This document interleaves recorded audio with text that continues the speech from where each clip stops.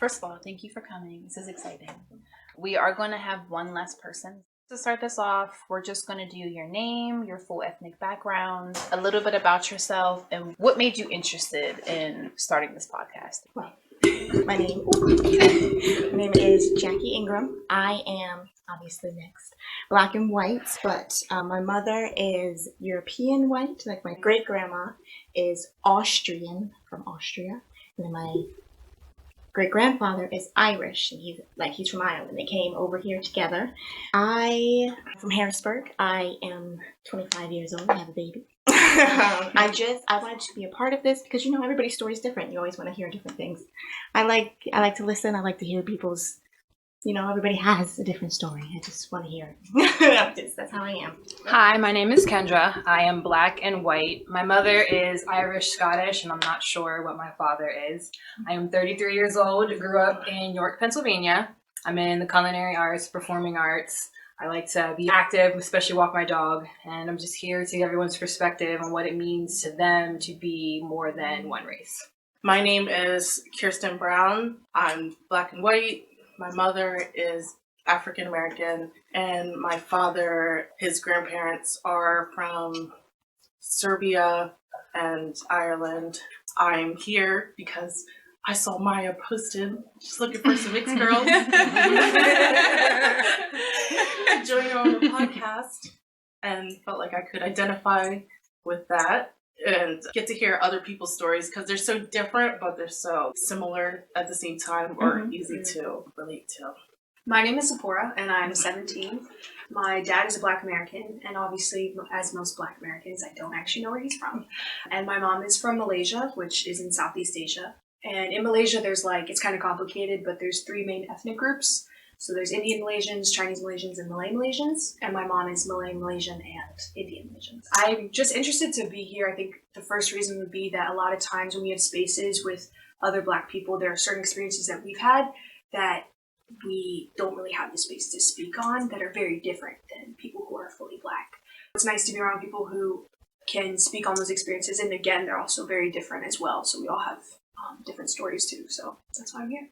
My name is Brianna. I have 4 children. I am married. I am mixed. I am black and white. My mom she has a Polish background. My dad is black and Irish. And the reason I'm here is I just thought it would be nice to, like everyone said, our stories are different, but I thought for me it'd be nice to find people who I have similar experiences with. Being white is one thing and being black is another thing. So it's hard to try and find out where you fit in 2 different race groups being both of them. So I thought it'd be nice to kind of see how everybody feels about those things and kind of see where I fit in. Hi, my name is Brie, and I am Irish, Polish, Black, and Puerto Rican. I'm 36, and I'm here because I have always wondered how it is to mix with both sides of everything, because I was raised to never bring up being mixed. It was either when I was with the Puerto Rican side of my family, we were just Puerto Rican. When I was with the white side of my family, we were just white. That was it. You never mentioned the other side. So now it's like, how do I fit in and where do I fit in, especially right now? My name is Maya Awkward. My full ethnic background is I'm black, white, and also Native American. I know that my great-grandmother was 100% Blackfoot Native American, and I actually have her band that she used to wear every single day, and I thought it was amazing. I don't know too much of the Black and Native American side because I feel that there was a really big fear of sharing what our family went through. So it's not a good history to share. And I feel that bringing that up would have caused a lot of triggers within my father. So I don't know too much about that side. I would love to learn more. The reason why I started this podcast, I was having a really weird identity crisis. Going back to what Brie said, being black and white, you fit in a certain party as a white woman, and then you fit as a certain party as a black woman. So it's been really hard to make friends. It's been hard to, I guess, just get along with certain family members because a lot of them don't like the white side or a lot of them don't like the black side. So it's just like, well, then who am I? You know, who am I supposed to be around you guys? I know that I'm not the only one that goes through this, and I thought that having this podcast would bring light on that and bring attention to what we go through. That's just a little bit about me and why I wanted to start this podcast. We're gonna go through a couple of topics. I know that we did go over a couple of these when we did our Zoom meeting. The first one, what problems do you face when dating? It could be in any aspect. There are absolutely no judgments. We don't have to go back in the circle that we went through. If you guys just want to go ahead and just start talking about what you have dealt with when you were dating, feel free to take some time to think, and whatever comes about, just go ahead and share. Well, something that's common right now is the mixed woman, the light skin, the curly hair, the freckles, like, you know what I mean? They're all fetishes right now. So you get weird people. Yes. The way you look, they're not interested in you, they're interested in what you look like. And then that happens often, like you get weird people, and then you get people like, I have big curly hair. No, I like your hair better straight. And then that's how, you know what I mean? Because boys do that too. They tell you, like, you like your hair looks better straight. Why don't you straighten it more and stuff like that? Like, that's why. This is me. This is my natural hair. It comes from me. Exactly. And just like I said, like freckles. You know what I mean? Freckles, I'm sure you got made fun of when you were younger. You know what I mean? Now it's like, oh yeah, freckles. Like, you know what I mean? Like, yeah, it's a weird fetish. Like, I think that tattooing them on your face is cultural appropriation. Personally. Yeah, It's weird. Like, it's weird. It's weird. It's Very weird. It's weird. It's weird. It's weird. that's mine. I'm personally not in the dating scene, but one thing that would scare me when I get older is that dating a colorist man. Like a man who thinks that because I have a lighter complexion. It's not to say that all mixed women have lighter complexions. I think that's another thing is like the mixed women, there's a certain image that they fit, like the curly hair, the light skin, and not every mixed woman fits that. I really do not want to be, especially from black men, I don't want there to be the, oh, you know, I prefer you, I prefer the look you have versus other dark skinned people, right? That's a really strong fear of mine and something I think I would approach firsthand. For me, it depends on like the setting in which we meet. Okay. So if they meet me, I have curly hair and I have really light eyes. They're green, they're kind of yellowish, they change colors. So what happens is if they meet me, say after work, when I used to work in a professional setting, I was always a manager. So my hair tended to be straightened, often in a bun, very, business suits. I had to pass a certain way to get those promotions. I had to act a certain way. My name is Brie. It's Brie for, And then when they would see me later on and I'd be dressed differently or I would act differently because I'm not in that professional setting, I'm being more of who I am in general, they would be like, oh, you're so ghetto. Oh, I didn't realize you were this way. Oh, I didn't know you were a mixed mama. Can you put that attitude away? Can we straighten your hair permanently? Like, I've always had to pass a certain way to meet somebody else's expectations. And it has always been that way dating. And it's a frustration when dating, like, what fetish are we trying to meet when you're dating me? And that's a question I always feel. And like you said, with colorist guys, it's like, I feel like when we're light skinned or, as light skinned as I am, it's like, what are you looking for? Like when you're darker skinned, like they just assume who you are, which is just as bad. Like you're assuming my identity by my skin tone. And then in this way, you're assuming a fetish for that skin tone. And it's just as bad. Like, why are you assuming who I am? You don't know me yet. Like, find out who I am first. I know for me, I'm different colors depending on the season. Yeah. So I'm more of a white woman in winter. I call myself a snow bunny in the winter because that's just, you know. But in the summer, I look more Dominican. I look more Hispanic. And I've always been told, oh, you're not dark enough to date me. Or you're too light to be what you're telling me. Or I know I would get a lot of men that would come up to me and just start speaking to me in Spanish. And I would look at them like, huh? You know? But it was tough to find a partner that didn't see me for my skin color. I remember I did date a Caucasian male at one point in my life, and it was really awkward because I brought a Caucasian man home and my father is black. So he was just like, why? So it was hard to see where I fit in within the dating scene. Should I date a white man? Should I date a black man? It was weird for me to date because I had to figure out who I was, but then at the same time figure out who I was quote unquote allowed to date. It's weird. And then with the Spanish thing, like my boyfriend's family, they're Spanish, and when I met them, they're all speaking Spanish to me, and the first thing his mom says, no, she's white. And I was like, I'm mixed, I'm not white. They just look at me as white because I'm not Spanish. I think a universal thing that just black women in general go through is the whole, will they date me first? Are they going, especially with white men, is like, are they down to date someone who is mixed? Is that an actual thing? And so that worry is always there too. Like, are they even attracted to me in the first place? I feel like I don't know how to, like, everything that you guys are saying, like I've heard it from like so many different things and stuff. I'm coming from the complete opposite end of it where like I don't know, I personally never thought about any of that ever. That's good though. But then I'm also feeling like am I a colorist? Because I have a specific type that I'm like off the bat attracted to, and I would not date someone after getting. But if I had to pick a lineup of who I was going to take home from the bar, it would be a specific type of person, right? And skin color is dependent on that. I like darker women. So like I'm not necessarily attracted to my skin type, but I wouldn't not get to know someone to date them. Or, like they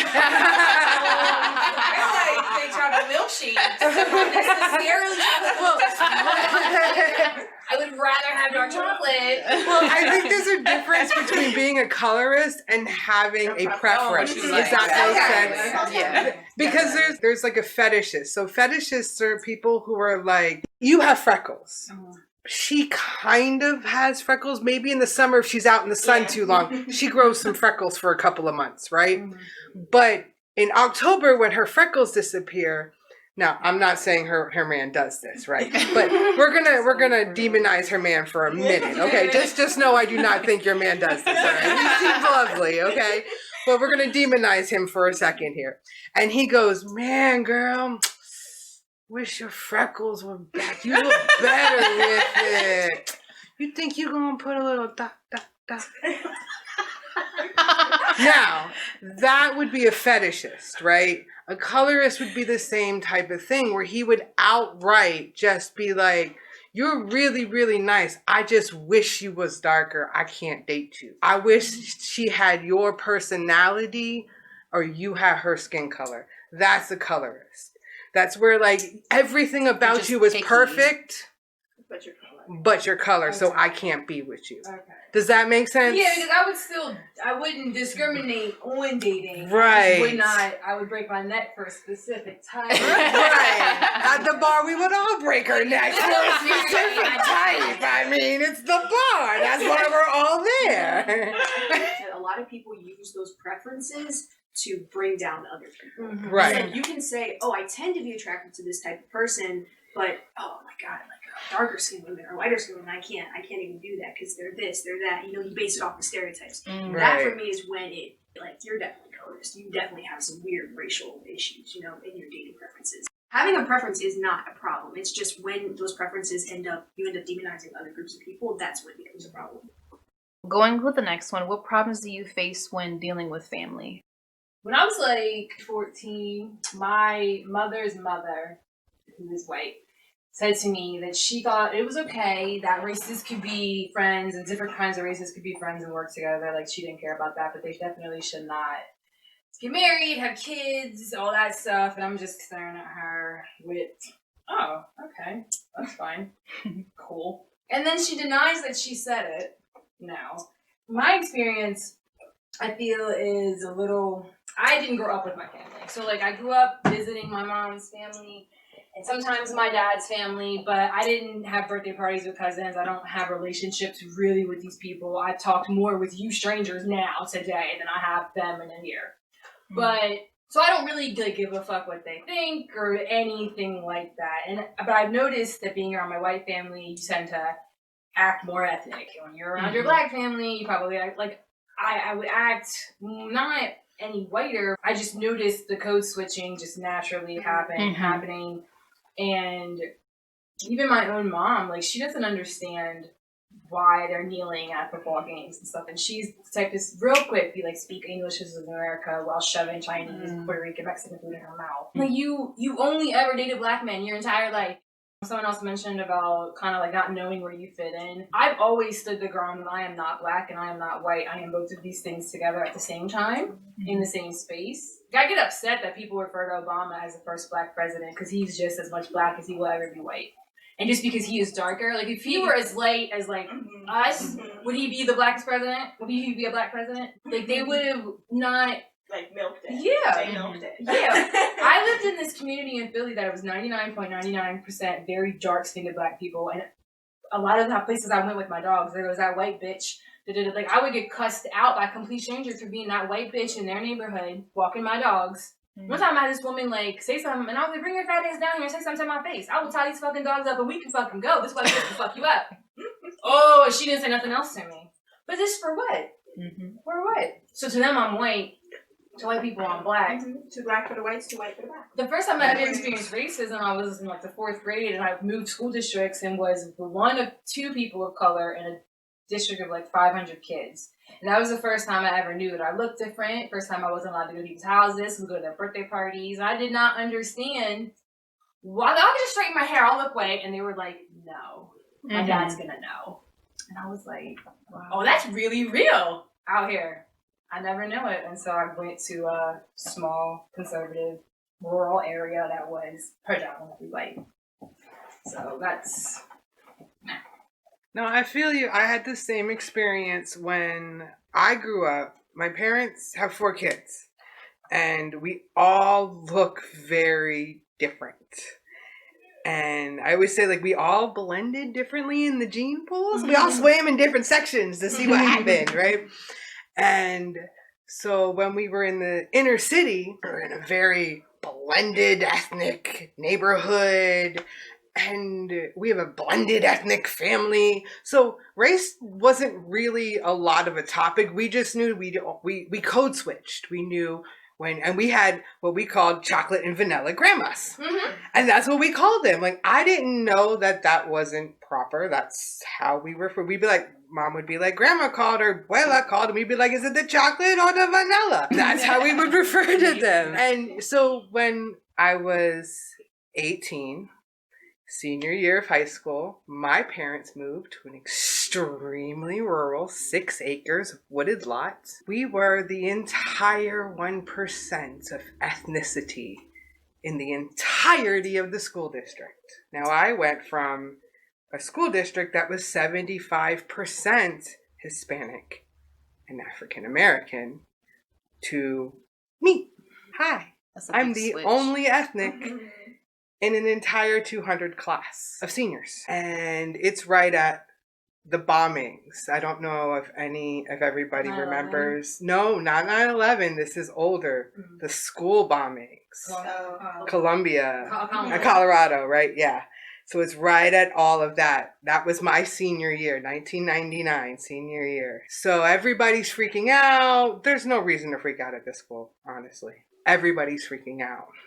I don't know anybody.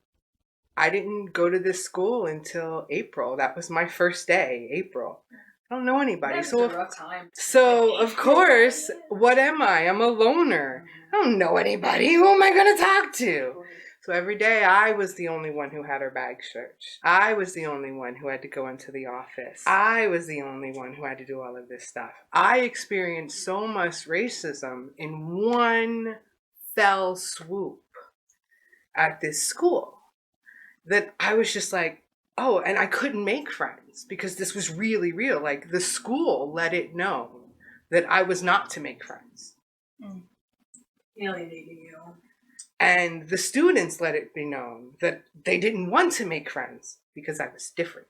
I tried straightening my hair. I tried buying different clothing. I tried, anything I could. And then I realized like I didn't want to fit in, but then I learned something and it changed the trajectory of my life later on that I didn't realize until probably a couple of years ago when I was leaving my previous husband, how much it had changed my life. I spent so much time code switching to get people to accept one side of me so I could fit in and just be invisible. So I could stop getting hit with baseball bats. So I could stop just being not white enough. Or like when I would visit with boyfriends' families that I were dating and they would call me the white chocolate. Or, that I would try to fit in so hard with boyfriends' families and friends' families. And that I was trying so hard to be invisible that I didn't know who I was. In 2015, after being told to tuck my ghetto inside because it was showing, when I would get too aggressive because I had a voice. Or I had to straighten my hair one more time because he didn't want anybody to see that I had curly hair. That I didn't know who I was anymore. And it really messed me up. And then Black Lives Matter blew up and I didn't know what my voice was. Where do I fit in this protest? Do I stand out front? Do I have a voice? Am I an ally or am I a person? Where do I stand? Because when I try to stand with everybody marching, they tell me, no, I can't speak. Because I have to stand there with a picture of my family and go, but no, this is my family. And they're like, but you're not dressed right, and your hair's not right, and your face isn't right. And I'm like, but look at my family. Like, it doesn't matter. Someone once in high school told me I wasn't dark enough to be offended by it being called a nigger. We were reading something in the book we were reading had it in it, and the teacher read it and said it out loud. The girl got upset because the teacher was white. And we were all kind of talking about, well, we understand you're upset, but it's in the book. Like we're 9, she was a very dark skinned black woman who was someone I knew from like the age of like 6. We were friends our entire lives, and she's in class telling me in front of everybody, I'm not black enough to feel offended by the word nigger. I'm light skinned and I look white, and your mom's white, and that's who you live with. Like she's just like, blah, I'm like a dude in front of the class, like, and girl, oh, you don't even know that like that class in here. So like what? But yeah, like the Black Lives thing, I feel more of an ally, I really do. Because my little brother, he's a dark-skinned black man that I am worried about with his life over. But I know that most of the time, society, like I look at you and I would have never guessed you were the ethnicity you are. I would have thought you were like Jewish or Greek. I get Libyan, Syrian. Yep. I walk down the street and people will literally start speaking to me in Arabic. I know so many Arabic phrases because of that. When I go to the airport, I have told my boyfriend, I understand all of your things, but when we go to the airport, you're on my turf. Just understand that we will be stopped and searched. And he was just like, why? I said, because of this. I've been mistaken more for Spanish. I speak more Spanish now, but I used to just be like, para inglés 45. What? And then they would laugh at me. They think you're ignoring them or something. It's like, if I'm not responding clearly, I don't know what you're saying. Like, I don't know why you think I'm just staring at you for fun. Like, I don't even get that. And I have people cuss me out at work because I used to be the manager of Bath & Body Works. And at the Harrisburg Mall, a lot of Hispanics live out there. They would come in all the time and they would just like start speaking to me. And I don't know what you're saying, so I would stand there. This one guy came into me, he's going like this at me. And I'm like, what? He's Caesar. He's like started screaming at me. And I was like, what the heck? Like he was screaming at me. And like walks out and he's pointing to my name because my name's Jackie. Apparently that's a Spanish person name. I didn't know that. He's pointing to my name tag. And I'm not Spanish, sir. I'm sorry. I'm like, I don't know what you want. Like, I don't know. I get that completely all the time. My dad does too, because my dad's like a super light-skinned black man. So they just think we're Spanish anywhere we go. Me and my dad get it all the time. Dealing with my family has been the works. Yeah. That's a good word. So my dad's side is the black and Native American. My mom's side is white. My dad's side is also Jehovah's Witness. You can't celebrate Christmas. You can't celebrate your birthday. Like anything celebratory, you just don't do. My mom was so used to celebrating these things growing up. So then meeting my dad, it was a lot hard to transfer from celebrating everything to celebrating absolutely nothing. Trying to fit in with my dad's side of the family, it's been very, very difficult because, again, I'm too white for the black, I'm too black for the white. But I feel I'm more accepted on my mom's side because they understand what we go through. And then going off of the Black Lives Matter, I have an aunt on my mom's side. And I went to protests. I was sharing different information about Black Lives Matter. And this included not just Black lives, but people of color. I had an aunt that commented, and I had shared a post about what you can do with your white privilege to help out our Black people. And it was nothing that was racist. It was absolutely everything that you can do as a white person to help us out, because you have more freedom to do things than a woman of color would. And she went off on me. She was just like, you're racist. This is bullshit. Your mother wouldn't be proud of you for what you're supporting. And in my head, I'm just like, okay, but you understand my father's Black and I'm Black. It was really weird to hear that from my mom's side of the family. I've never heard anything of that comment on that side. Then I had another aunt on my mom's side, and she personally inboxed me. She was just like, you're this and you're that, and your mother should have a talk with you for sharing about this. All lives matter, yada, yada, yada, bullshit. And I'm just Are you not a grown woman? I'm sorry. Like, right. Just checking. Okay. Yeah. I kind of, I read the messages to my fiance, and I was just like, I do not know how to respond without being completely disrespectful. This was mind-blowing for me. I go back to her and I'm just like, what type of audacity do you have to inbox your niece that she shouldn't be sharing about Black Lives Matter? She's a part of her, right? Right. And I'm just like, I don't, no entiendo, you know? And she comes back with, well, all lives matter, and if you just support Black Lives Matter, you're not supporting everybody. She just didn't make any sense. She's your typical, all lives matter, all lives matter. I got so upset because then she started to attack my mom and how she raised us.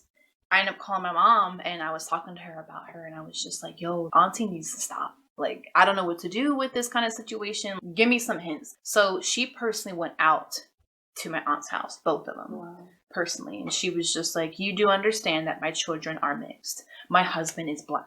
There are certain things that you are not allowed to say to my children. She didn't care about what their beliefs were. And she said, I respect my daughter and the fact that she's pro Black lives, and I never got an apology, but I got blocked off of Facebook. All my life, I grew up with my white side of the family, but it was so hard to fit in with my Black side of the family because of their beliefs, because they had these judgments. To this day, I don't understand why I don't have a relationship with my dad's side of the family. I felt like I have been fighting for a relationship with my dad's side of the family. It's so emotional for me to have to, like, hey, I'm Black, I'm family, you know, you're supposed to love me, right? Like, I'm here. And nothing is reciprocated. And it hurts. It really, really does. But I've come to the point where I have my fiance's family. Mm-hmm. They're Black. They accept me. They love me. So obviously there's nothing wrong with me. You're not wrong with you. That's what I've always felt. I always thought maybe I'm just not dark enough. Maybe if I would have tan a little bit more in the sun, maybe they'd accept me. I've just felt like I was more accepted by the white side than the Black side. And that I just don't understand. I can agree with that. I think for me, I had just reconnected with my dad. I had seen him like 2 times in my life. You know, he took me out for dinner. I think the last time I had spoke to him, I was in like 10th grade. I had never dealt with my dad. I was raised by my mom. My stepdad, who's Puerto Rican, he had been in my life since I was 3 years old. He pretty much raised me, him and my mom. So it was pretty much Puerto Ricans, white people. I have 3 siblings. My mom had 2 kids to my dad, and then she had another one. My sister has a separate father, all Puerto Rican. Mm-hmm. So you got 4 kids in the household. 3 of them are Puerto Rican, half white. I'm half Black. It was just really hard to grow up in a family and none of that was me. And for the longest time, I hated being Black. Mhm. Like, and I don't want to say I hated being Black because that was me, but it was just so hard to be me when I didn't, you know what I mean? I didn't know what that was. Mhm. For the longest time, I hated my dad. I hated that I had his last name. I hated that I was any part of him. It was just hard to you know what I mean, to try and fit it in my house. And my stepdad is Puerto Rican, you know what I mean? He's the type of Puerto Rican that don't really care for Black people, even though I got a little bit of Black in us somewhere. That was even worse because then I'm the nigger. Mhm. Okay, well, I love Black people, okay? My preference in men is Black guys, you know? It's a preference, I really, you know. I'm open to anybody. I'm married now, so. But I couldn't even love people who were similar to me because then I was a nigger lover. But they're like me. But they're pieces of, you know, like, so it was just really hard. And like, we were raised Puerto Rican, white. So it was like being around my mom's family, everybody was white. We never acknowledged me being Black. So it was just like growing up, you didn't know how to handle my hair. Like, I'm just killing my hair. Oh my God, I'm putting bad gel in it. It was just kind of, growing up was a little tough. More recently, 2 or 3 years ago, I cut off my hair and I was just like, we gotta let the curls rock. Like, that's just me. I'm not going to straighten my hair anymore. I'm not going to, do you know what I mean? I'm going to be, you know, who I am. So it's just like, and again, with the Black Lives Matter, you kind of just don't know. Am I supposed to be like, yeah, I'm Black, you know? I'm mixed, so I'm going to stand over here and, you know, just be the mixed girl who supports Black Lives Matter. At 26 years old, just trying to find out who I am as a person and where I fit in, you know what I mean? I think one thing a lot of mixed kids right now are experiencing is that for so long with the one drop rule, you were automatically, okay, so you're a little Black, okay, then you're just Black, that's it. Mm-hmm. And then we're finally starting to realize, oh, well, actually, we're also half white, and well, I'm not half white, but most mixed people tend to be half white. And you're realizing that there's cultural significance from both of those sides, right? And there are experiences that you have that fully Black people or fully white people don't have. Mm-hmm. That's why when you mentioned, like, Obama being the Black president, the first Black president, that's because every other president was white. And that's because you have a president who's a little Black, or he's actually half Black. Like, okay, yeah, so this is our Black president, because we've never had one ever before. Mm-hmm. I think that's an interesting thing that I'm glad a lot of people are talking about it more often, and that it's not just, I'm Black. The majority of the time, you don't just experience as Black people, as a lot of other fully Black people do. One thing I actually had a question for you if you were comfortable speaking on it. So you said your mom is Black. Yes. And your dad is white. Yes. And I know that majority of the time the dad is the Black one. So I'm wondering if that experience that you've had is different than what a lot of Oh yeah, it was totally weird.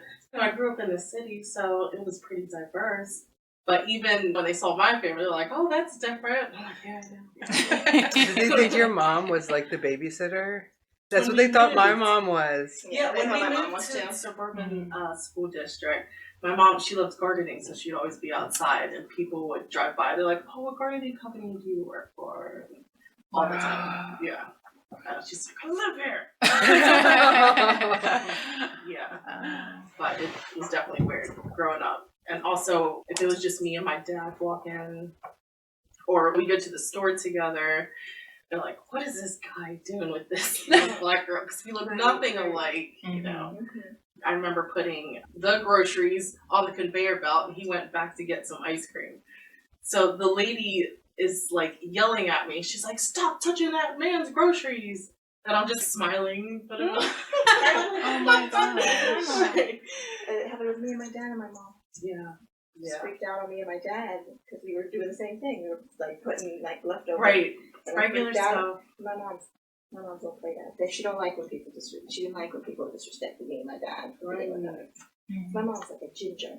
Like red, ginger. Yeah, like red hair. Oh, wow. Like people, I don't look. That's why we're so pale. Yeah. Our moms are invisible. That's why. My dad is very dark, so for me to be this pale, you gotta be pale. yeah. No, but yeah, my mom's the Lego. So, but she just casually threw that in. I love it. But like I've been at when I was a baby, I looked like a little boy. I dressed like a little boy. I was a little tomboy. So I had all little boyfriends, and I was like going to the park, and this lady was talking about us on the park, me with my little guy friends, and she was talking to my mom. No, those little boys are bad in the park. It was like, especially the little bully-haired one was me, because my hair, it's always been like this. Except I did Relax. I remember that because I was literally on the slide, and I just see my mom start freaking out, and I didn't understand, and she just took me, and like we just left the park. But I didn't understand what was going on. Later, she explained it to me, and like, that sucks. That's so interesting because you were upset that she said woolly, right? Yeah. Okay, so I'm listening to your story, and one time at a restaurant, a woman had left her credit card, and she called and thought she left it, and she referred to her server as the nappy-haired one. Mm-hmm. And so I'm listening. I'm like, oh, I'd love to have been called woolly. Yeah. Like, it's been polite of her to refer to me because she would in that experience, she was a woman who was older than me and I noticed, especially waiting on women in that interaction, like, the more attractive you are, the bitchier some people are to you. And she was mean to me the entire time I waited on her. And then for you to have the nerve to call in here looking for your credit card, I wish I would have had it because I thought it in the garbage.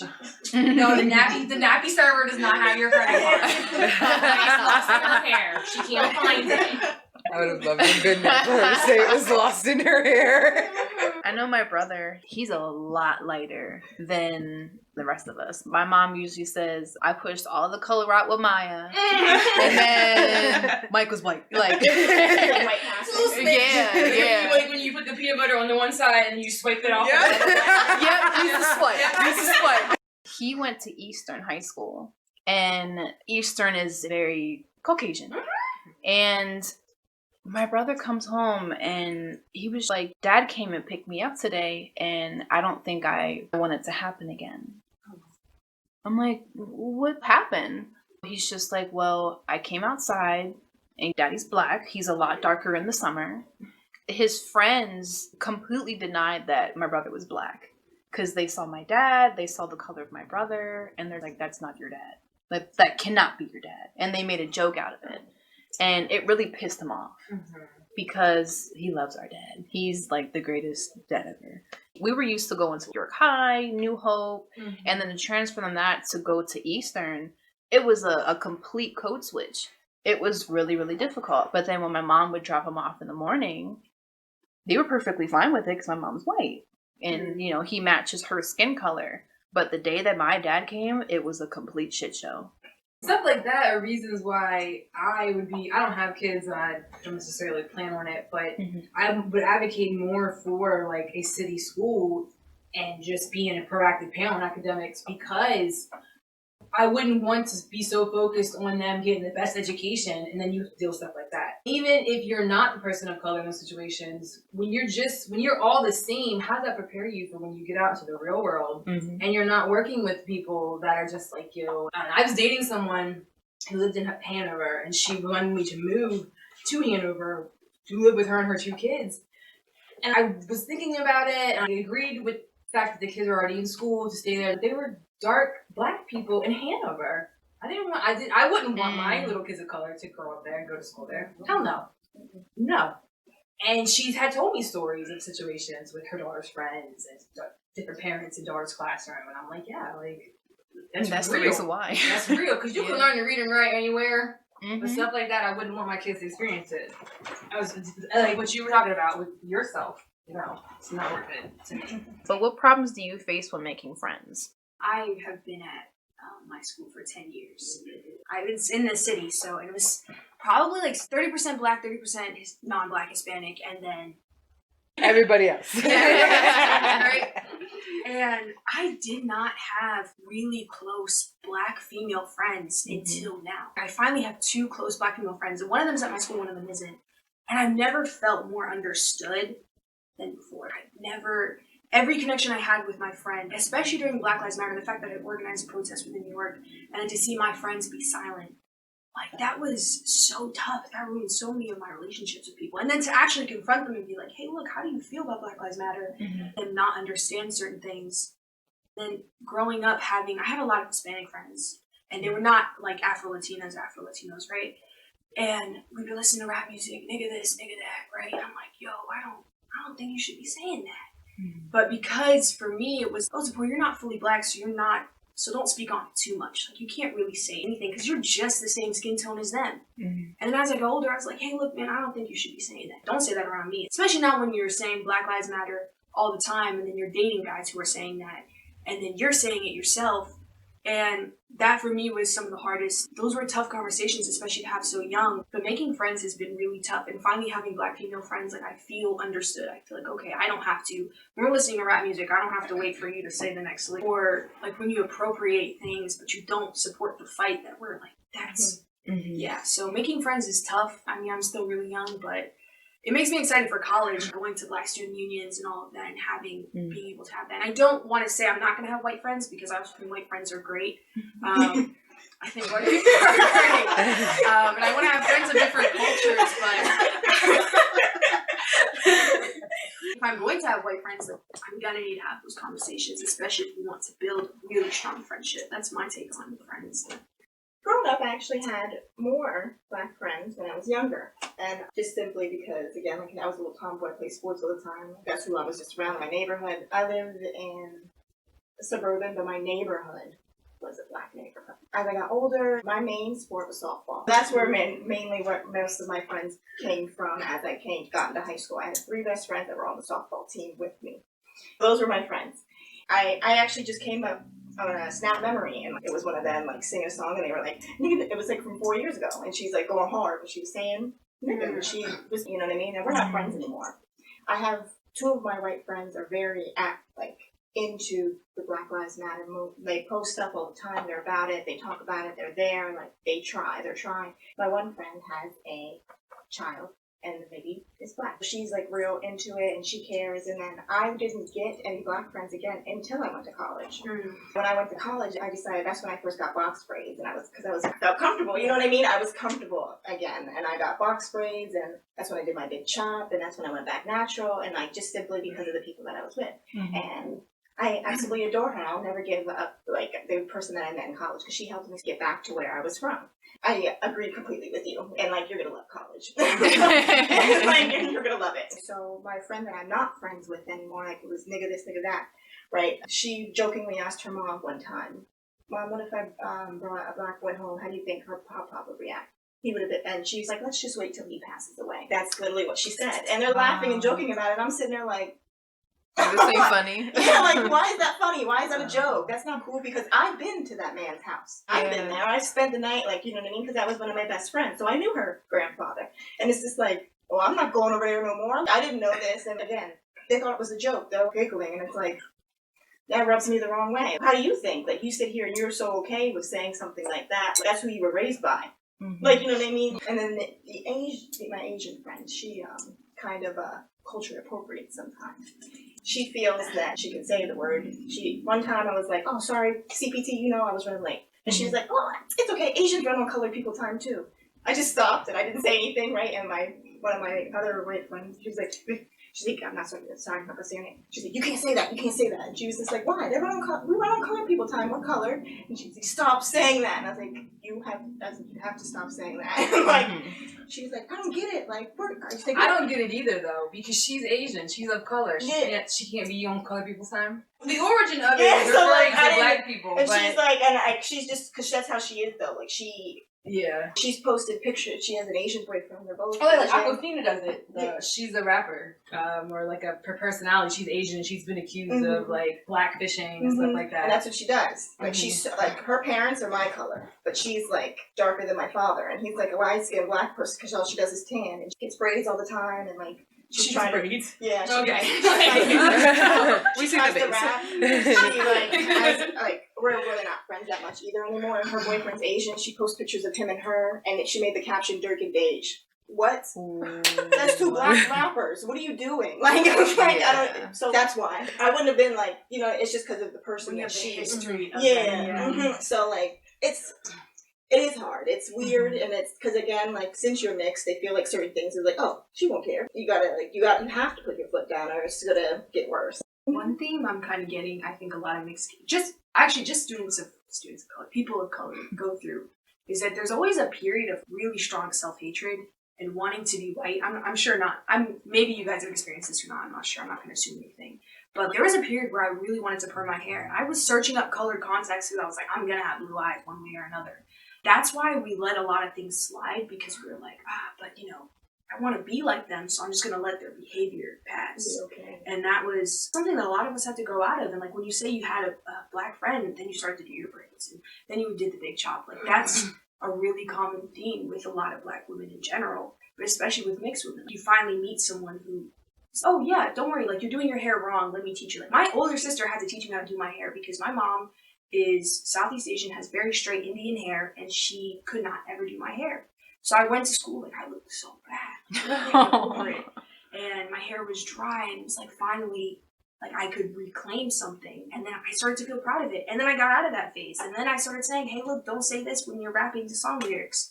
Because you gain pride when you start to be like, oh, maybe I'm okay being who I am. Maybe I'm okay having my cultural background. It's sad that we all have to usually go through that. If it makes you feel any better, my mom's black and she didn't really do her hair all like that. It took me 27, 28 years to figure out to comb my hair with 2 combs. I know that, right? Comb 2 combs? Oh, baby, I just learned mean today the then. No. You gotta stand up, you got 2 combs, and you flip, and you gotta just punch it. You gotta just I'm serious. You gotta just start, and you gotta just and cut your time in half. I'm not even kidding you. 2 combs. You're gonna try it, and you're gonna believe me. I'm telling you. Everyone's gonna go home and be like, Look my whole life. Punch it. I have 3 detangler brushes Yes. and 2 separate combs, and it's a 45-minute process to do my hair. So I'm gonna try this 2-comb system What you gotta today. do is, you know how you kind of grab it and kind of do a little bit of that? Yeah. What you can do is when you come up here, you're just getting it from 2 different angles. So, I mean, I'm serious. Like, I'll be doing this the whole time and just kind of rotate and then just... I know you're hurting though when you're doing it. It's more the arms, but I think yeah. For me, I just really, like, strive to keep my close friend group, like, diverse. Like, I don't... Yeah, that's definitely important. It's important to me. Like, one of my closest friends, he's Micronesian, black, white, Puerto Rican. I just try to, like, keep it... I personally grew up with mostly white friends. Only because I guess the correct term is you're quote unquote too educated for some of the black friends. They call you white. Yeah, like, why do you speak white? Why do you talk like that? Right.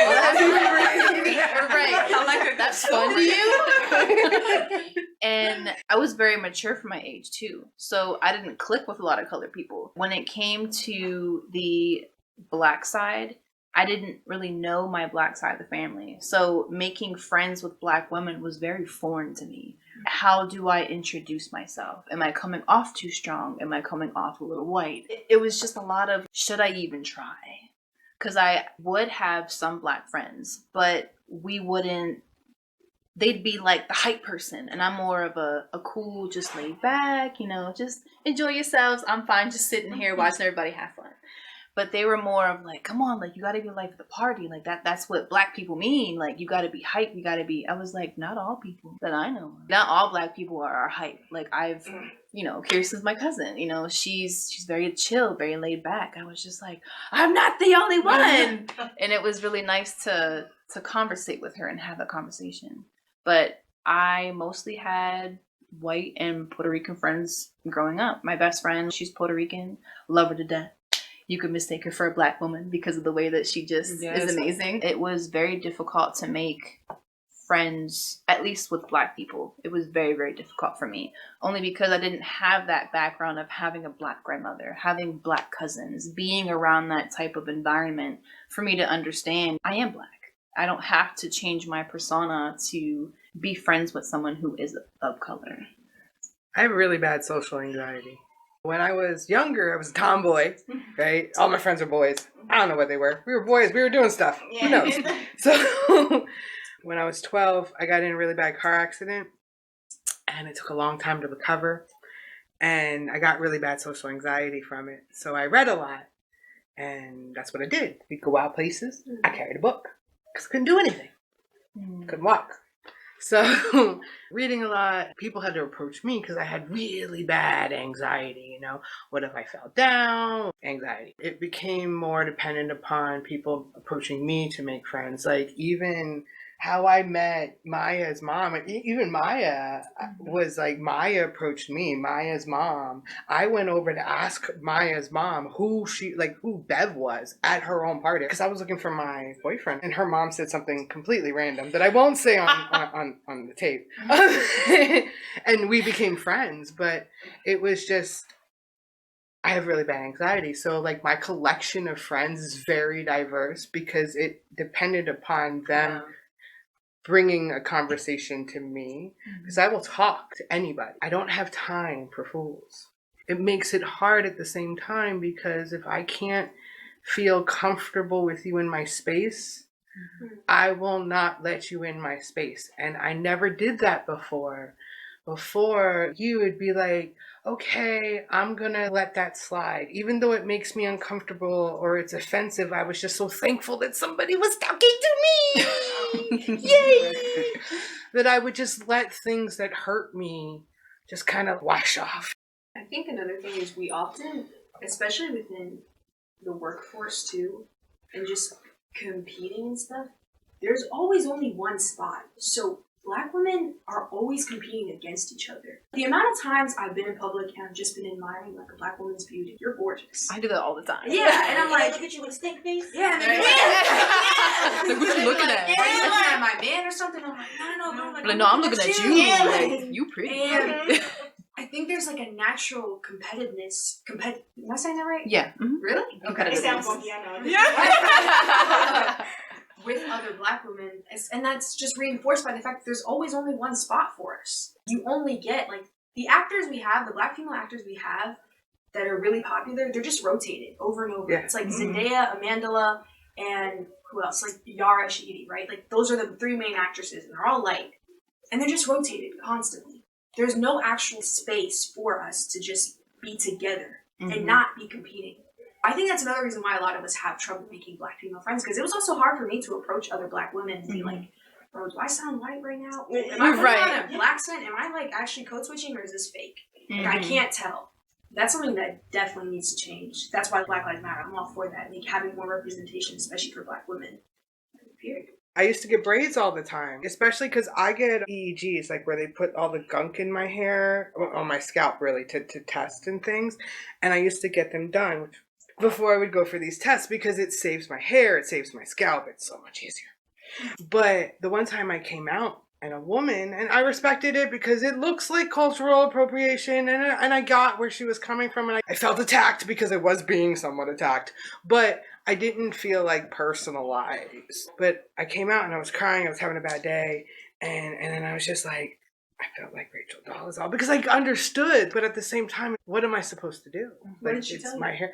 Oh, she had a lot to say. It was not all in very, mixed company kind of terms. Basically, it was just like, this is a protective hairstyle for certain types of hair. Like, that was the nicest thing she had said. She was just like, you really need to stay in your lane and not do this because it's very disrespectful, and somebody meaner than me is going to come along and really show you what this means to them.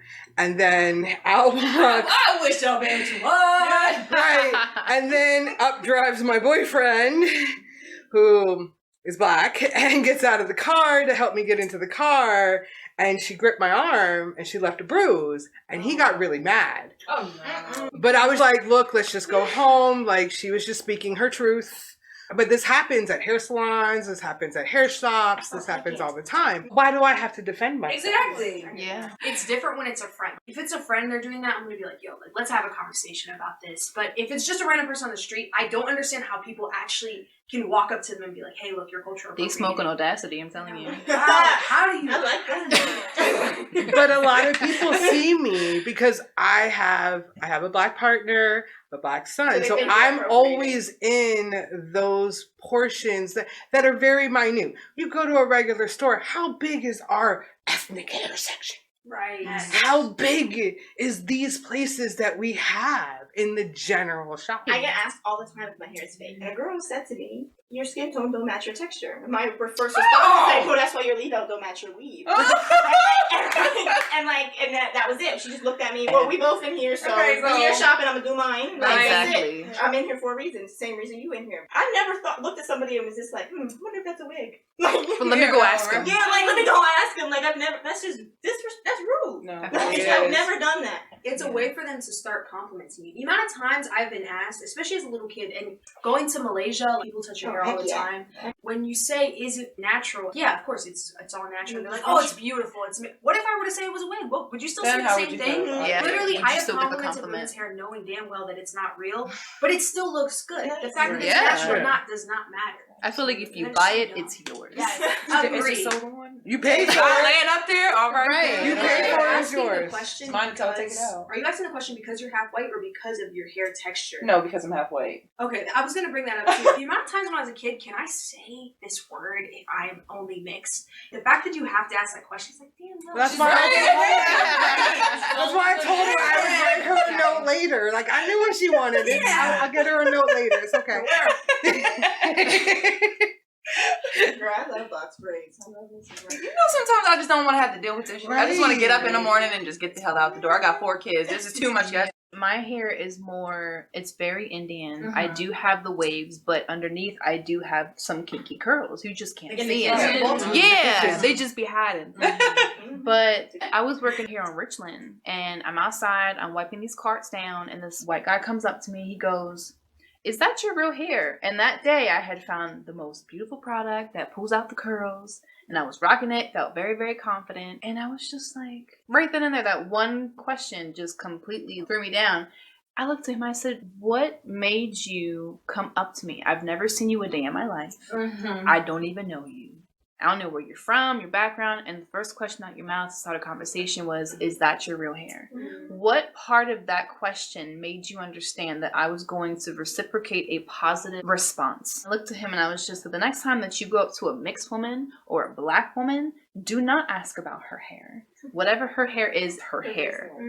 I feel like people don't realize stuff like that is those kind of personal questions are in that gray area of, oh, when are you gonna have another baby? Oh, when like stuff like that. He wanted to, all he had to do was say your hair looks nice. That's all he had to say. Right. He did not have to. It's none of your business if your hair, if his business, if your hair is real or not. And I feel like in our culture we don't have. A lot of us don't have that respect for privacy, and then with the internet blowing up the way it did, we really don't have any kind of, because we're so used to comments, we're so used to saying whatever you want to say, and then people just run with that. And it's so hard to correct it too. Like, I was literally at the hotel 2 weeks ago when the lady asked if it was natural, and I was like, yeah, and she was like, oh, it's gorgeous. How do I respond to that? I said, thank you. And I was like, I don't like the fact that you asked me that, but you're also being nice. Right. It's one of those things like when people say they're colorblind or some shit like that, or like, you know, I don't see color ever. It's like you have to call it out because it is racist, but it's also like, yeah, I guess. Love is love. My hair is beautiful. I just all play that. stupid. I'm like, what do you mean? Get them to explain themselves. Yeah. And then just kind of like reverse psychology, like get them to realize that they're dumb. Oh, my friend doesn't see blue either. So what's the sky look like to you? To me, I kind of feel like you should leave. If you're not open to hearing everybody's opinions, I kind of think you should leave, like, politics, strong things out of, like, the workplace. But where I was working, I worked with all white people. Everything with the Black Lives Matter, you know, became really popular, and there are videos of this, and there are videos of that, and there's a protest here, and you know what I mean, there's a protest there, and it's just like, well, I don't think that's right. I don't think that they should be doing that. I don't understand why they're rioting. Well, because that's wrong. Okay, well, clearly you don't understand. I'm telling my husband, I'm like, it's one of those things where you just kind of like try to avoid it. Like, I go in there, I keep my head down, I work, I don't want to talk about it. But then the conversation's brought up and you feel like you have to over defend yourself and defend people and defend the situation to try and get people to understand, and it's just overwhelming because you're never going to understand. You're not going to get it. You don't understand where I come from. I don't feel like I should have to explain this to people. Being that you don't want to understand because you still don't see why certain things are wrong or why people are protesting is just like, well, it's you, buddy, not me.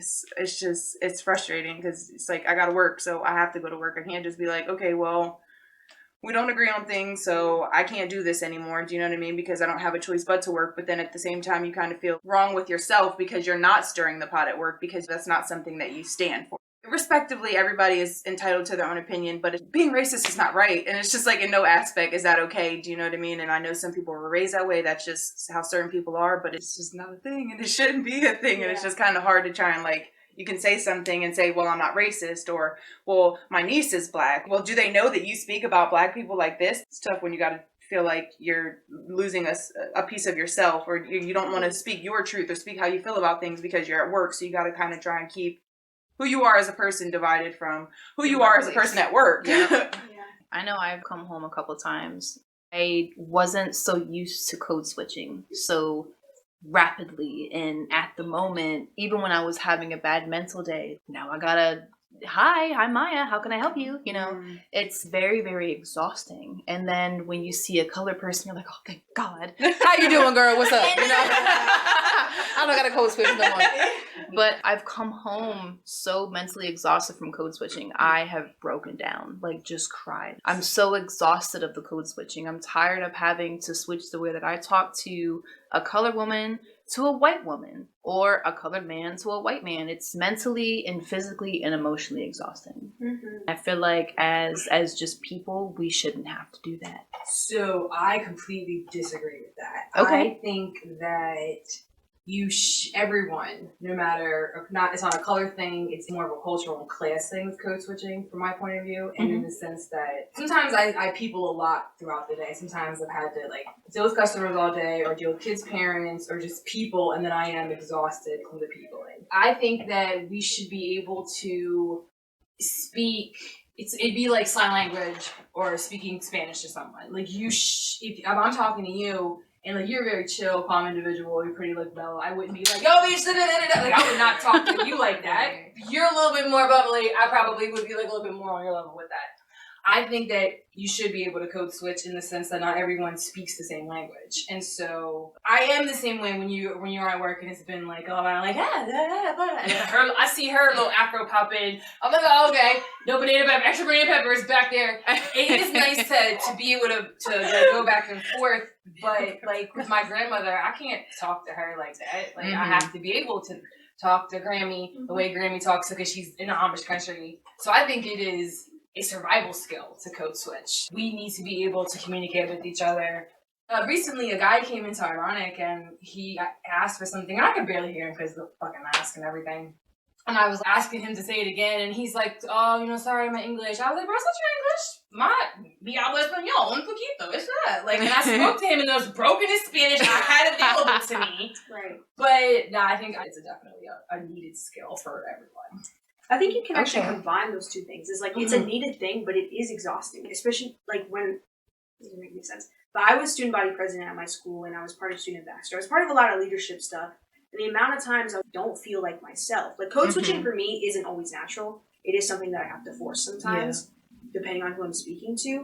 And it's exhausting, but I also think it helped a lot. It helped so many times to get certain things or to get more opportunities. It being tiring to just deal with people in general, like especially I work with kids a lot. The parents, oh my God. Dealing with people's parents, that's like one of the most exhausting groups of people I've ever had to I understand. So like that, and that's an instance where I'm talking different vernaculars, different, whatever, and it's still like, God, I'm so nervous. Can we just email it? I do get both perspectives. I'm glad you said that though. But I could code switch in like one sentence. Grammy, she had this shoebox with all this good hair care product in it, and she would slap and brush the shit out of my head, but she made sure I wasn't, frizzy and puffy and nappy to go to church. I haven't had to experience some of the things that I'm hearing, the negative things I'm hearing you guys say we've experienced, because I'm also one of the vainest people you ever meet in your life. Like, I'm pretty full of myself. I just don't care. We're gonna combine 7 and 8. Number 7 is, what problems do you face when choosing your music preference? And then the 8th one is being viewed by society. I don't have a big preference in music. I listen to everything. I listen to a lot of Broadway musicals, opera, and classical music because have you heard everyone's a little bit racist? Yes, yes. I love Avenue Q.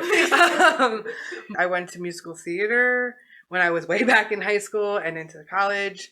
I was going to be an opera singer. So I did a lot of performing. So that kind of transferred all the way through. So it doesn't always blend well, and it doesn't really fit in with pretty much anybody.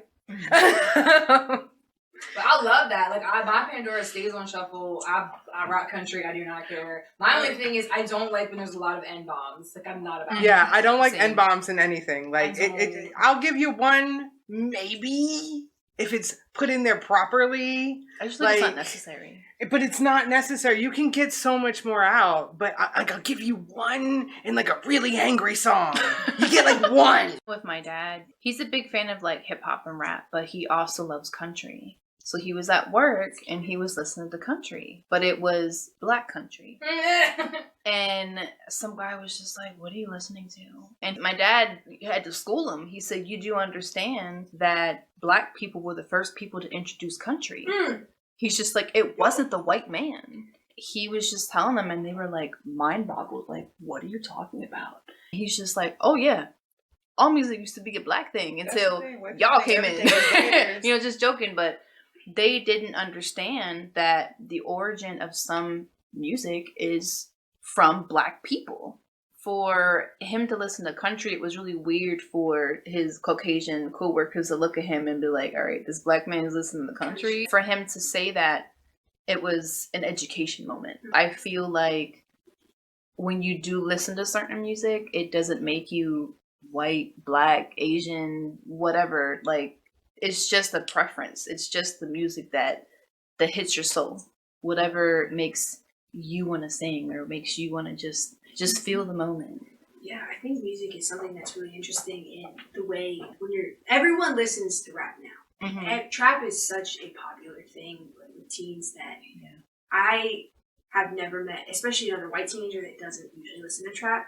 And if they don't, it's usually for a reason I'm like, that's kind of weird. Like, your reason is kind of racist. I don't know, but whatever. I'm pretty open to anything. I say that, but like metal, country, like I'm not as open. I would say it's not like the first thing I'm going to choose, but I'll hear it every now and then. I think music is really a good way of, it's how I kind of discovered myself like, culturally and all of that. And I still listen to, I don't speak Malay, but I listen to Malay music every now and then too. And it just makes me feel more connected to all of that. My mom always said, Jesus was a black man, Egypt is in Africa, and country music comes from black people. Like, I always had to remember those three things. Those are some good three things to remember.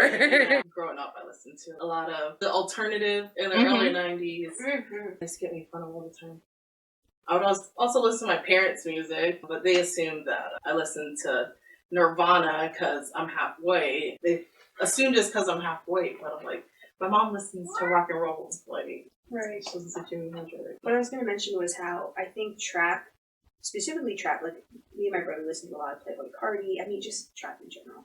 One thing is it kind of molds the way I think a lot of people view black men in the first place. Like my brother was telling me, he watches this British YouTuber, it's like you listen to music about fucking bitches and getting money. Then you go out, people think you fuck bitches and get money. But then you go home and you're like, I don't fuck bitches and I don't get money. And that was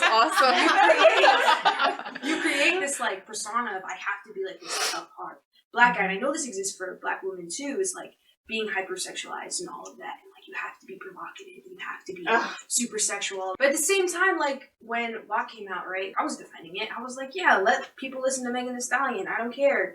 Because black women are finally making music about their bodies.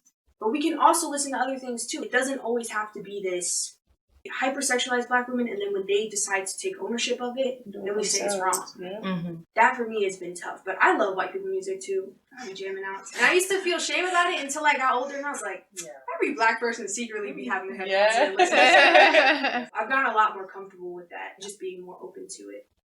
And just listening to music that's good for the soul, like Sade, Bob Marley. I have older parents, for my age at least. Like my mom had me when she was 42. Both my parents is in their late 60s, so I listen to what they played all the time. So that I listen to Motown, like doo-wop, like that's literally the music I play on my phone all the time. My favorite group. I'm obsessed with Michael Jackson. It's his birthday. I'm obsessed with Michael Jackson. Love Cameo, like all that. That's what I prefer. I already didn't like that music was going that way towards, you know what I mean? And when WAP came out, I was like, oh my God. Because like they both are in such a high platform. Why are you doing that? They're such at a high platform, and you guys can do so much better, especially since where Cardi came from and where she's headed. It seemed she took a step back, and then now she has a daughter and everything, and like, she was on live, and people were telling her to play WAP, and she was like, "My daughter's in the room, I'm not playing that." So you made a song, you did something that you don't want your own child to listen to, but you don't care about other people's kids. I do burlesque dancing, and I love it, and I would never want my students to see me do it, but I'm not going to stop fucking doing it. Their parents can watch it. I wouldn't want my kids to see it. But their parents can come to a show, but like leave the mothers at home, but I'll still, the next tomorrow morning, all right, boys and girls, let's go. Like, I'll keep my titties and my cheeks in. But you know, like, what? Because it's online, so one day she gonna see it. Yeah, she will. She will. And like all the other things, I've seen things of Cardi B doing some wrong. I know we all probably do some raunchy stuff, and like she don't care, and that's crazy to me. Like you don't care. You got a little girl, and she gonna want to do it because that's how little girls are. They want to be like their mom. If they got that relationship with their mom, they want to be like their mom. The first thing she's gonna say is, well, "You did it." You know what I mean? And like that's just the only thought I think about. Like Megan don't got a kid, she can do whatever. It's just the fact that Cardi's a mom. Like she gotta think about that little girl.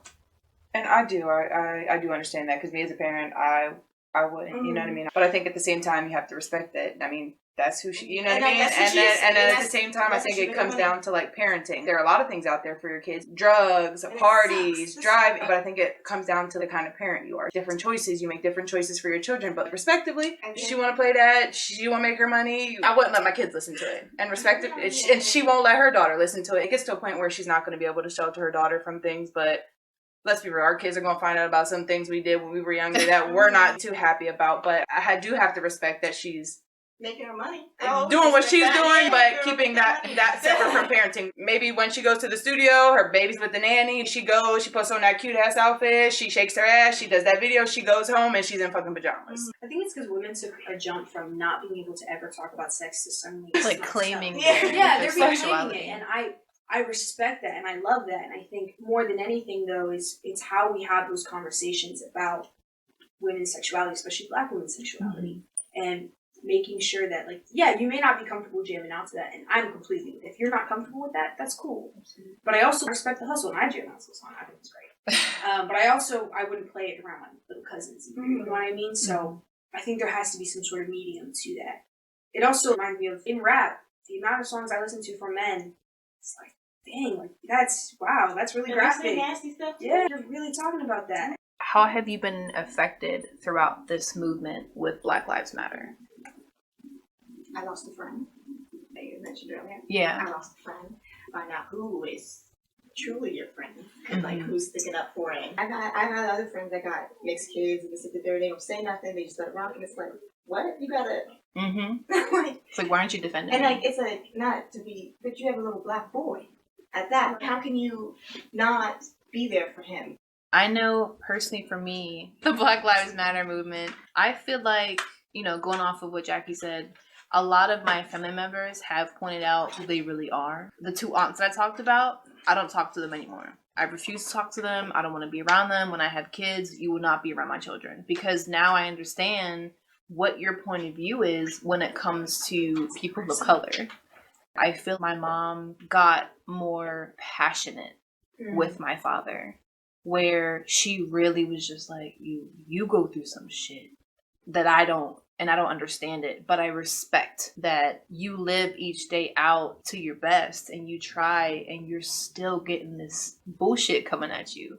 It really pointed out she really does support us, and she's willing to lay her last breath down if she needs to. I feel like it also pointed out the negative of my family, but it pointed out the fact that people can become more passionate when it comes to movements like this, when they try to understand what we go through, and she's willing to have that open mind to, you know, I want to understand it from your point of view.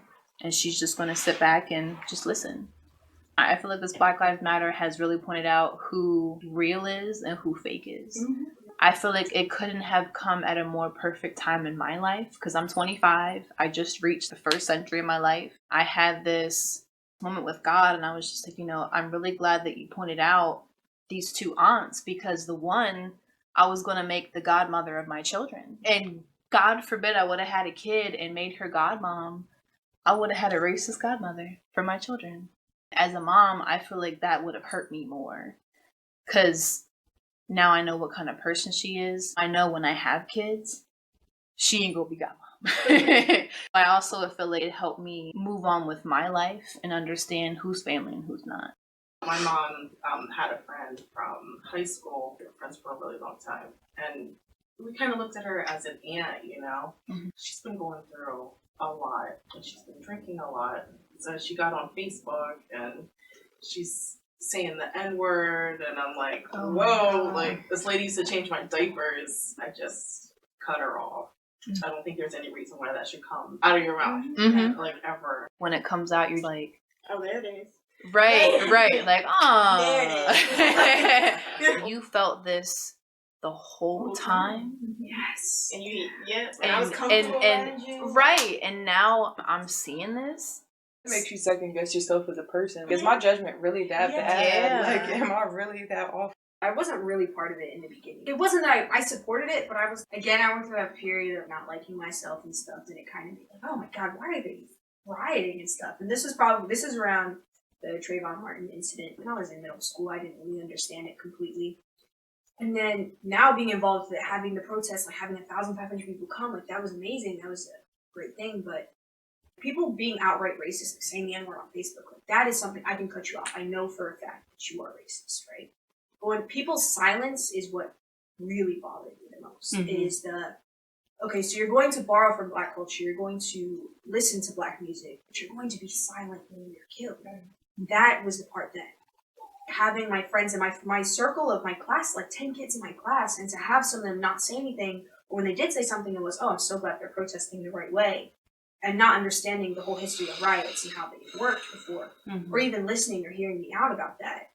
That was tough. That was really tough. And then to have family members in other countries, like, I don't know if you guys have heard about the Yellow Peril supports Black Lives Matter. My family, they're not East Asian, but I wanted more support from my Asian side. I didn't get that nearly as much as I thought I would. I'm grateful to have a mom who wants to understand. We had a whole conversation the other day about why I'm getting jumbo twists in a few days. I was like, hey, this is why I'm doing this, and let me talk about it and explain it to you. And she comes at me with earnest questions that I'm glad I'm able to receive those questions. When she said something that if anyone else had asked me, I'd be like, are you serious? But she was like, oh, but when Black women straighten their hair, can you explain that to me? And I educated on her on that, and then she immediately was like, okay, I get you. I'm not asking that again. I understand it. I'm grateful to have a mom who's accepting of that. But to have family members who are silent on it, and I don't really care if my Black family members are silent on it, because we live through that every day. Right. If you don't talk about it, that's fine. Friends especially, and then having the protests and having friends that were involved with the protests and not being friends with those people anymore, or us going about the movement in different ways, that sucked a lot. Like, I've had to throw away friendships I've known since I was in 2nd grade. I feel stronger because of it too. I'm glad to be around people who are Black Lives Matter. I think, Black Lives Matter has been out for a while. I mean, Black lives have always mattered, but the movement itself, it just really became a lot more popular. You pretty much have to be so straightforward. This is where I stand on Black Lives Matter. Where do you stand? What's your place? So it's just, yeah. I feel like deleting some people. Like, Black Lives Matter, all lives matter. Let me know. So it's just, and this kind of goes with the second part of this, but it's just like family. Certain people just aren't confrontational people, but at the same time, are you just trying to avoid being confrontational? Because at the same time, I think you kind of, during all of this, need to be confrontational. The more people we get together, maybe we can actually make a change versus just like, okay, well, it's not my fight. I support you and all lives matter. It's almost like you have to, pick a side. And again, it kind of comes back to picking your battles. It's like, am I supposed to cut off on my family? Am I supposed to be like, okay, well, you didn't share a post on Facebook, and so that pretty much means you don't stand with Black Lives Matter. Don't ask me to come to another cookout. You know what I mean? It's kind of hard to try and pick where you stand. But still, while trying to figure out who you are as a person, what's your place in all of this? Do I bring my family with me, or do I leave them? You know what I mean?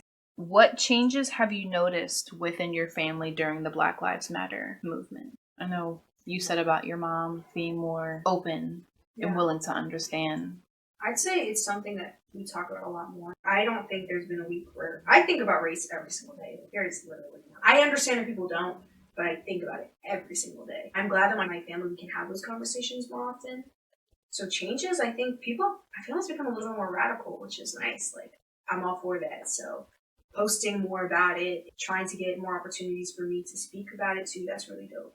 What have you been doing during the Black Lives Matter movement? Just keeping up to date with what's going on. You set up to get notifications on your phone or from Google. I mean, I don't know how iPhones are, but I have Android, and I can specifically go on Google. I want to know articles about Black Lives Matter. So I get those articles every day. And that's how I wake up. I wake up and read articles, and that's pretty much what I do. I don't know how to word this. I do share things of Black Lives Matter posts on my Facebook, but I try not to stir the pot because I don't like online arguing.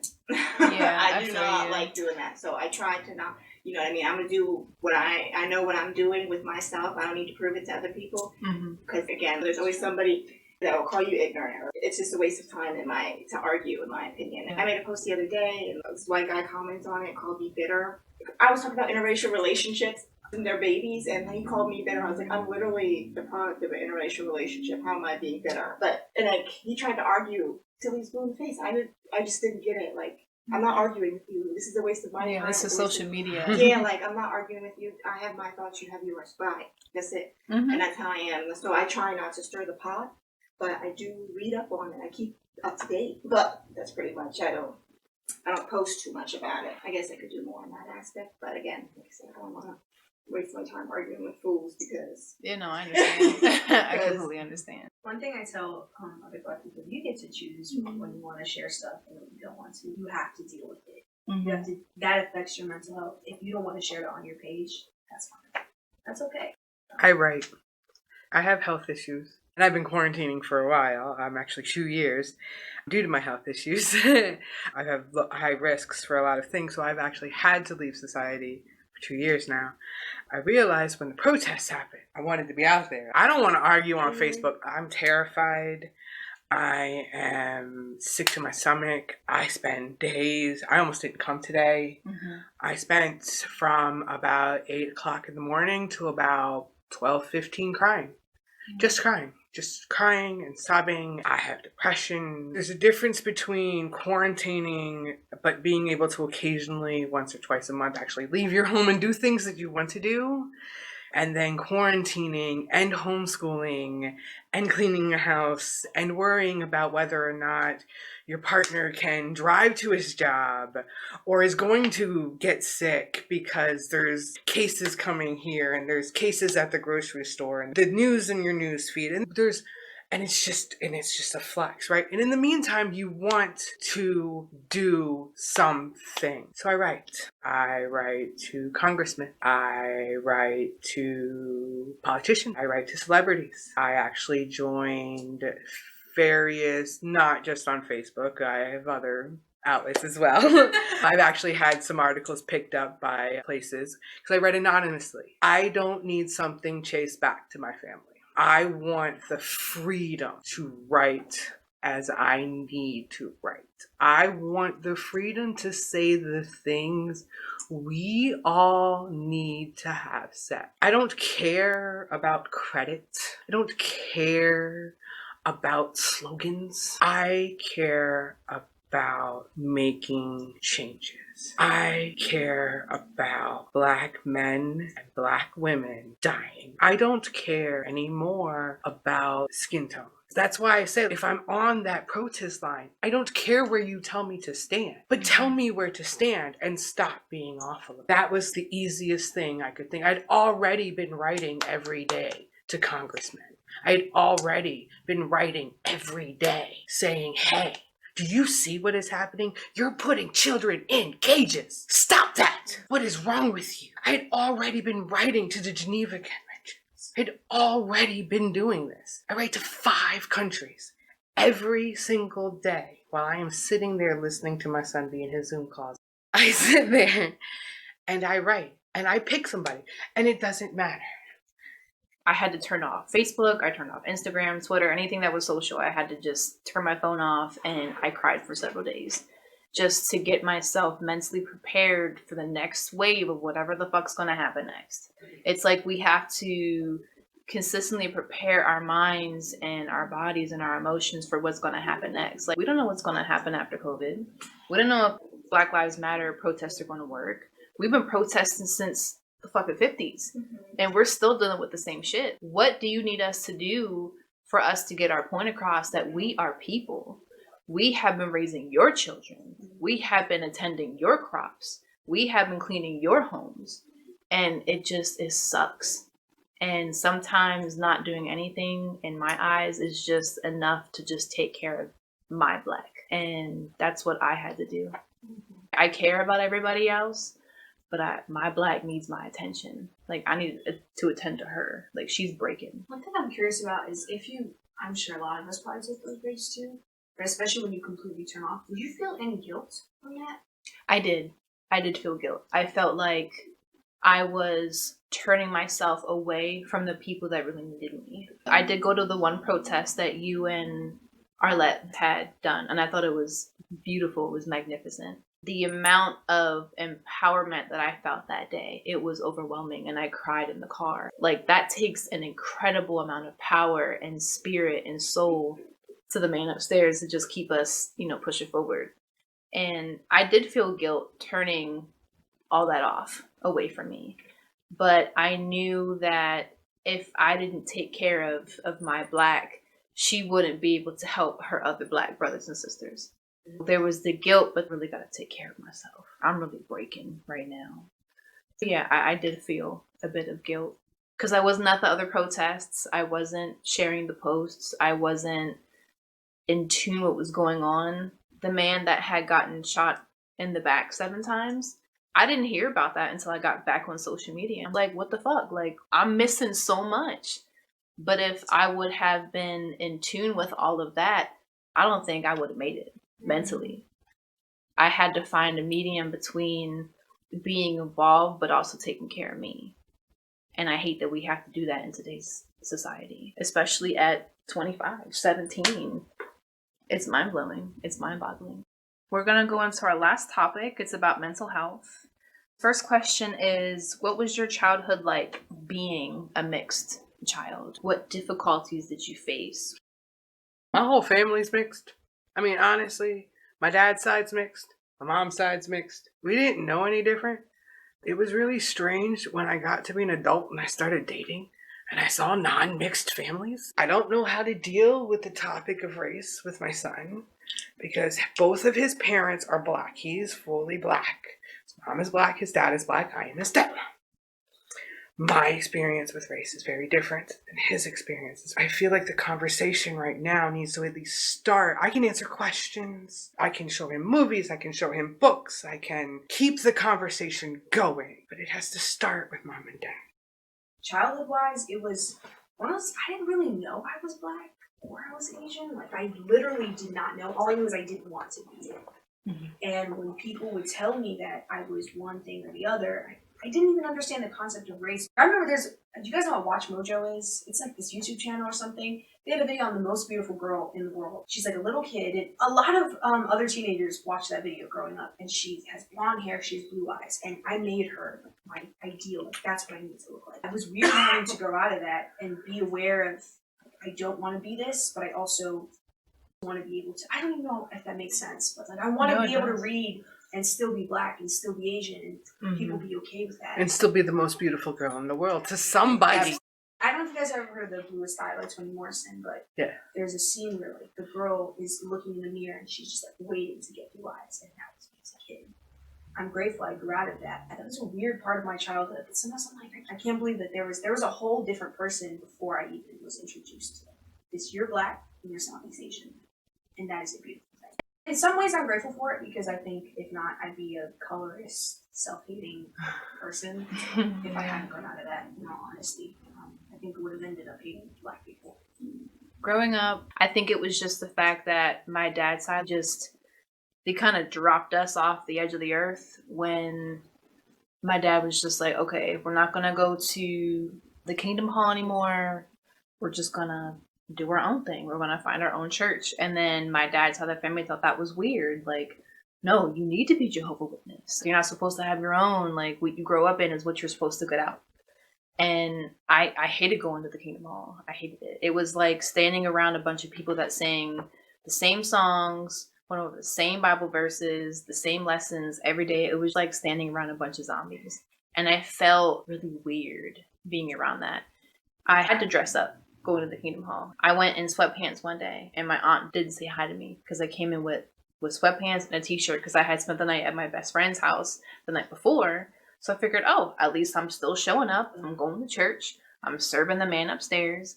That's all that he's here for. Like, as long as you go and you learn about him and you're praying to him, that's what he cares about. He doesn't care what you look like, what you wear, but apparently society does. So I went in with sweatpants and a t-shirt. She didn't say anything to me.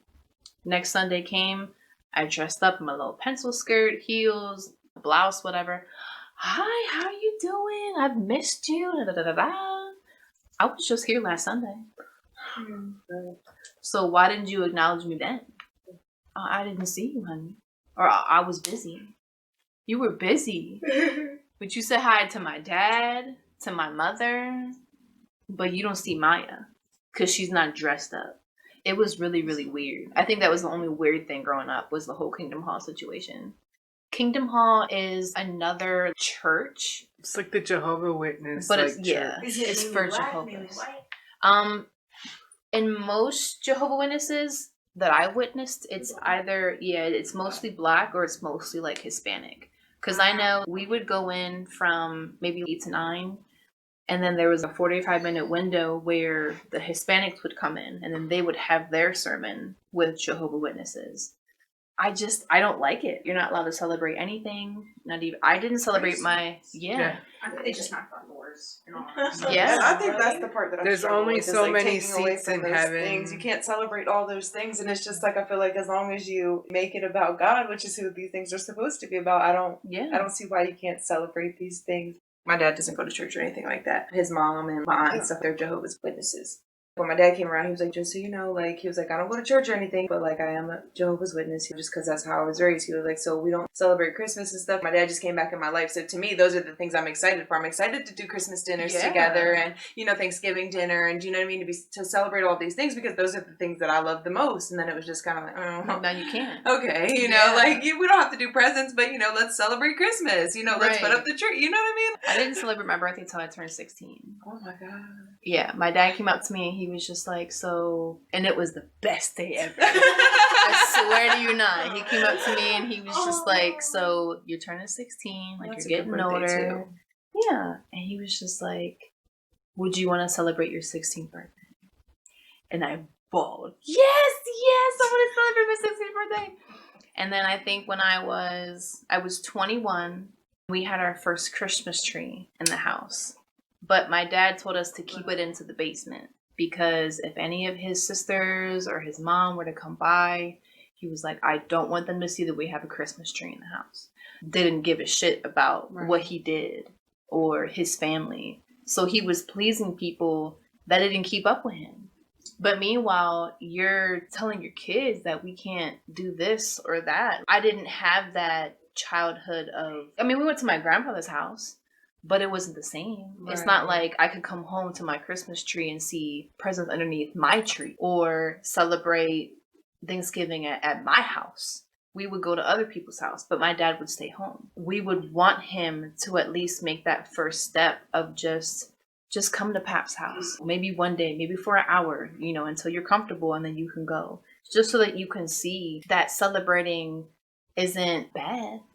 It's just you're celebrating being with family. That's just how I take it. Christmas doesn't have to be about presents. Absolutely. It could just be about putting up the Christmas tree and watching Christmas movies and just hanging as a family. Right. Like, let's be a family. But we didn't do that. I feel like if we were to have done that as a family growing up, I feel like we would have been a lot closer now, at least a lot faster. It would have helped my dad understand that being a Jehovah Witness isn't all that you can be. There's other ones out there. You're allowed to branch out and be nothing but just a child of God and just live your life the best you can and just try to please the man upstairs as much as you can. We're not perfect. That's the whole thing. God loves us whether we're perfect or not. That's not what he's looking for. Growing up, we just didn't do a whole lot as a family, at least when it came to holidays. Yeah. Wait, so you're not allowed to celebrate your birthday, right? Absolutely not. Mm-mm. You're not allowed. No, not at all. No, Like at all. At all, ever. Like at all. Nothing. Ever. Never. Absolutely not. Like you can't even Put it say on the happy table. birthday. It's like 16 was not even on happy spring. That would birthday. be great. I mean, they would acknowledge that it was my birthday. Yeah. They'd be like, happy birthday. But that would be it. It wouldn't be a big celebration like, this is your day. This is your born day. This is the day that I gave birth to you. You're alive. You're here. You're present. Another year, like. And we couldn't do that. When it came to my birthday, it wasn't a big, oh, it's my birthday. It's just like, oh, I'm turning 19 today. But my 25th was like, whoa. That was when I got engaged. So, and I had told my fiance, I've never had a surprise birthday party. I've never had anything like that. August 22nd, it was just last weekend. My best friend took me out to get our toes down for our pedicures. And then she was just like, now I have the biggest birthday surprise that I could ever give to you. I'm like, what are you talking about? Like, what are we doing? She puts a blindfold over my eyes. And I'm just like, yo, what are we doing? Like, I have anxiety. Like, you're really making me nervous right now. So we pull up and she takes me out the car. And I'm walking slow because I'm in like these new heels. I ain't breaking them in yet. Yes, thank you. And we finally get to the gazebo at Parker Park. And my mom takes my blindfold off, and I was overwhelmed with emotion. It was a surprise birthday party along with an engagement. Was he just there, like right in front of you? No. It was a line of family from his side, from my side, and I mean both sides of my family, like the black and white, which made me overwhelmed because they don't celebrate anything. So to see them there, it was like, oh my God, you're here. And I broke. I cried, and then everyone had a sunflower so that when I would walk, I would take a sunflower as I would walk. It's on Facebook. It's on Facebook. It's amazing. But I finally got up to the steps, and I'm walking up. And we were blocking him so Yeah. that she couldn't see him. And he walked up, and everyone like separated. Oh my God, it's happening. Then my dad apparently had the ring behind his back the whole time. My fiance did that so I would understand that he had asked my dad permission to have my hand in marriage. So he had my dad give him the ring. And I bawled. I was just like, wow, this is amazing. I felt so much better about being who I was, being 25. You guys actually took the time to celebrate me today, whether your family would accept it or not. I think that was the biggest thing for me. It's like you gave me both in one. I had seen the pictures. I'm not from here. I'm from Harrisburg, right? So it's funny because I see the picture. I was like, I know where that's at. Like, I was all excited. I know exactly where that's at. And he's like, well, yeah, like, because I had said that was the first. He woke up. I was like, they got engaged. And he's like, what? Who? They got engaged. Like that was like because he works nights, so like, oh, okay. He didn't wake up until like later in the day, and I was all excited. That was really exciting. Oh, thank you. The second one is, what has been the worst thing or event that someone has either told or asked you because you are mixed? Are you adopted? With my dad, because we look just alike. I always get that. Usually it's just a racist in general, just saying the N-word or saying it to my mom. I don't like black people, but I really like you. When I was little, my mom worked for the state, and this specific building downtown in Harrisburg had escalators outside. And it had like a little ledge that you could look over. We were picking up my mom from work one day, and I was really excited. I got out to call my dad, let me go run up the escalator to my mom. And somebody screamed at my mom, "If I love her." As she did, because like my dad's sitting in the car, and I'm like there. I said, "My mom, don't play that." My mom started going off, and like it became a whole thing. I didn't know what was going on. I was 4. Like my dad was sitting there watching me run up to my mom. I was excited. And like I didn't know what was going on. That was something that my parents had to try and explain to me when I was younger. I had this Barbie pink table, and that's where my dad would always take me to sit me down and talk to me about the things that were going on. You can't do this because of this, like this happened because of it. Like that's where he would sit me down. And that made my mom spiral. I was put into this weird place where I really don't speak. I do have certain family members on my white side that I speak to. I do not get along with my sister. We are not friends. I do not like that woman. And the only person was my grandma and my mom's sister. But my mom has a brother that lives up in Perry County. And we had a Thanksgiving there one time, and My mom was like, let's go see my brother, right? So we all went up there, and that was a absolute shit show. And she apologized to me and my dad, and was like, I will never take you around those people again. Like, it was terrible. I remember she was crying on the way home. It was such a big thing because I remember we were standing getting gas, and somebody literally just screamed at me that I was not supposed to be born. Like, they just screamed that at me. I was standing there with my dad, like, he was pumping gas. And I remember that, and I didn't know what was going on. I was 9. So, like, I, like, looked at him, and, like, why? Like, you know what I mean? Like, what do you mean? Like, I'm not supposed to be born. Like, what happened? He's just like, it's okay. Like, just get in the car. It's fine. And I had to go home. He sits me down at my pink Barbie table and explained it to me. I remember I got into a pillow fight with my cousin, right? We had the same age. He's a boy. He had knocked my tooth out with a pillow. He hit me so hard. He knocked my tooth out, right? And they blamed it on me. They asked me what I did. And I was like, what? What do you mean? Like, he just hit me. He hit me too hard. And to provoke him or something, that's usually what you guys do. And that was the response of one of my family members. It's usually what you guys do. Again, I'm 9. I don't know what's going on. What do you mean it's usually what you guys do? Like, you know what I mean? Right. I didn't know what was going on. And my mom packed us up and was like, I'm so sorry. I haven't experienced so much of that with my family. They share a beach, not a beach house. It's at TMI. They have like trailers, you know, around there. So it was like a summer house, I guess.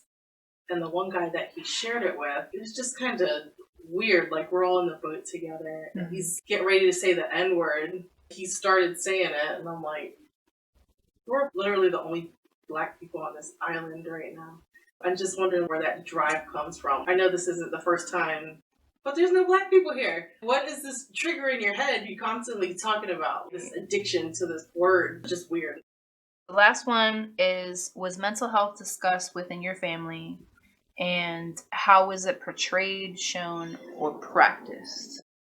Mental health wasn't really discussed in my family. It was more like, keep it to yourself. When I was 12, I noticed something wasn't right. I felt very depressed, suicidal, you know, and I've been feeling like that for like 2 years. So I told my mom about it, and then she told my dad. And my dad's like, 12-year-olds don't get depressed. That was the end of that. I think social media sometimes can be a bad thing, but I think it's also a good thing because I think it shows you how many people are like you or how many people have experienced things like you. In my family, I mean, depression wasn't a real thing, you know, that we really talk about. And like you said, you know, when you don't really know people tell you don't really know your emotions. Do you know what I mean? You're just having a bad day. You're just off. It'll be good tomorrow. You kind of have to deal with those feelings. You know, being mixed definitely played a part in that. For me, I was the only one in my family who was half mixed. So it was just kind of like trying to deal with wanting to be Black, but not wanting to be Black. I kind of wanted to be Puerto Rican just because I would fit in. So it would be convenient for me. It'd be easier. So just trying to figure out who I was, learn my place, deal with my emotions, and then you tuck your emotions because they're like, okay, they're not real. You don't really feel that way. Do you know what I mean? So you kind of just tuck your emotions, which in the end, it becomes bad. You've got years of just pent up emotions. Now you have to deal with them. And now it's a couple years plus that you have to face your emotions. I hope that it's taken more seriously in the future, especially in the Black community. And especially, like, we have so much generational trauma that the one thing we need to be focusing on. It literally is past. People don't want to acknowledge that. So I think it goes into the whole how Black people feel like they have to be tough, especially like Black males too. Heavy in this. Actually, Black women are always, you have to be strong. Like, you got this. You can handle it. This time, like, if you have to turn off your phone and just take a break, you got it. If you send your letters, that is doing something. And you don't always have to be doing anything at the same time. Like, if you can't go to the protest and if you can't write letters, take care of yourself first. You cannot help everybody. The amount of times, right after my protest, I couldn't go to the next one. I felt so guilty. But I literally was in physical pain. Like, I almost went to the emergency room. Because sometimes you have to take a break, because with all the articles coming out, like, when I heard about Jacob Blake, I was like, I'm not surprised, and it's going to keep happening. In my household, mental health was never discussed.